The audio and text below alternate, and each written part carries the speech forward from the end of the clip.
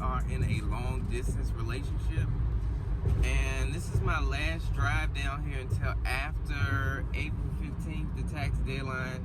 If you don't know me already, I'm a tax accountant during the day, and so I'm going to be dealing with numbers heavy until the individual tax deadline, and I won't be able to make this drive, so I'm going down here to, it's not really a surprise, I mean, he knows I'm coming, but I'm going down here to see Bay, and I brought Chant with me so he can see his friend Paris that he loves so much, that he always growls at because he gets jealous when she comes to me.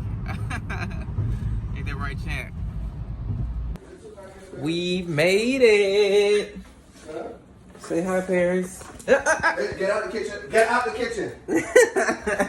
Get out. Come over here this way. Is it too hot in here? Is it too hot in here? Because I had the heat. Yeah, it feels like Hades in here. It was, what was it? I don't have my hair done and my face done. Chad, you look a mess. Ashy. You're ashy. Your hair's uneven. It was 75 down here and I took it up to 78. It was cool down here. It was warm upstairs. The house isn't. 6.5 hours later. You didn't record me. Move the camera to my face. You didn't move the camera to my face.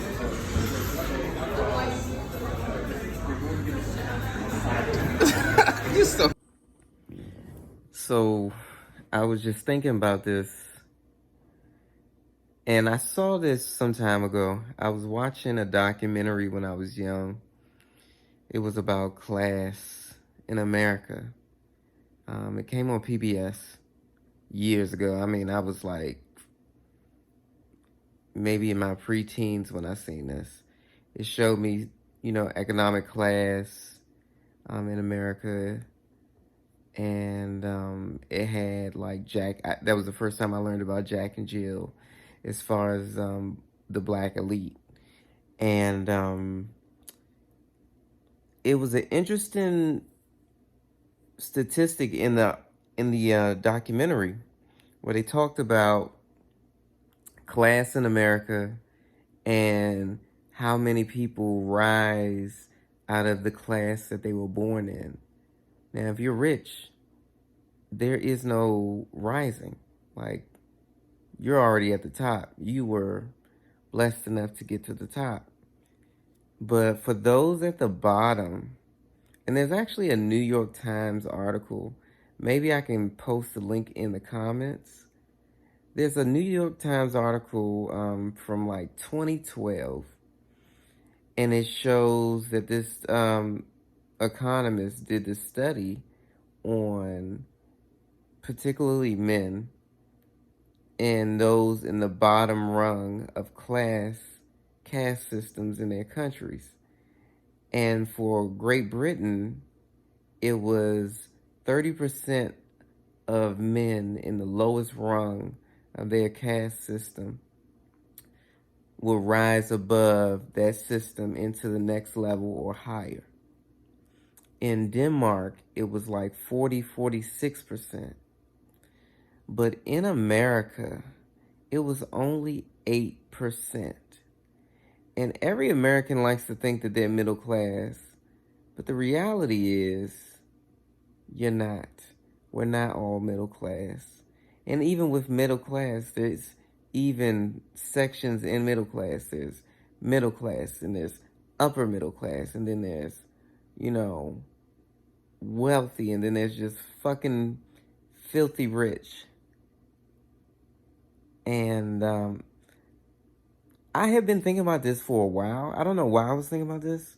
I don't even know why I'm sharing this with you.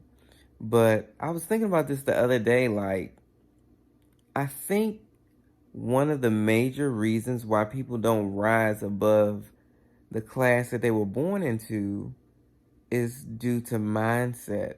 Now, don't get it twisted. There are many other factors as to why people don't rise above. I mean, there's institutional racism. There is sexism. There is patriarchy. There is, you know, the many different phobias. But also there's a mindset, and I think mindset has been being talked about a lot with the passing of Kobe Bryant, this whole Mamba mentality. Um, but I think mindset plays a big factor. And I think, you know, when you have a negative mindset, when that voice in your head is always telling you negative things, it will self-sabotage you.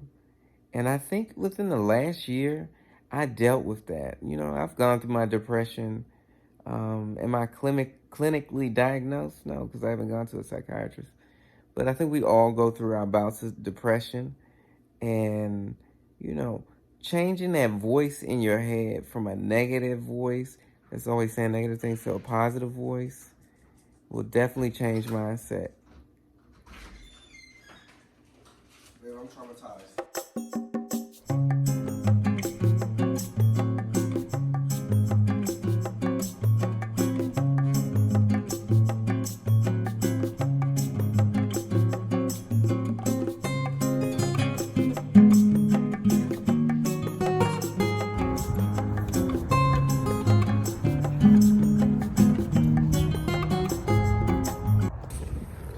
Just got back home from that long, I think it was like 3 hours, just shy of 3 hour drive. Gunning it in the Prius. My face feels dry. I don't know. Yeah, I didn't record much. I mean, we didn't really do too much. We just grabbed some food, and I bought this coat, and that was about it. Went to brunch this morning and then headed back to get ready for a month and a half of tax season. So, about to do these taxes. Word of advice to you out there.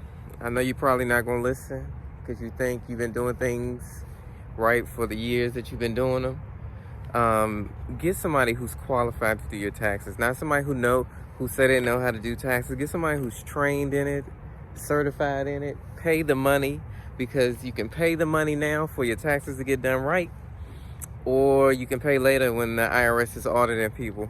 And when I say they are out here auditing people, they are really out here auditing people. It's real. I mean, IRS agents showing up at people's houses. I know of a story of that. Not saying how, not saying who, but you know, just make sure that your tax stuff is in order. Make sure your finances are in order, because we're trying to get right this year. And if you already are right, let's get righter. I just had to let Champ out at the high school so he could, you know, do his business, and I'm about to get in here and get on this shmoney that I've already earned and edit these photos, and then do some research on this product that I was selling on Amazon, because I was just playing around with it to see if I could sell it. And the product sold. It took a little while for it to get some traction because I didn't advertise it, but I think with a little bit of advertising, which is kind of tricky for the product that's being sold on Amazon, because you can't really advertise it everywhere, due to, you know, restrictions, kid restrictions, yada yada yada. I'm gonna figure out how to market this stuff, because that is looking like that could be a promising source of income. And so, you know, it's February now. Happy Black History Month. Eat your veggies, drink your water, and mind your business.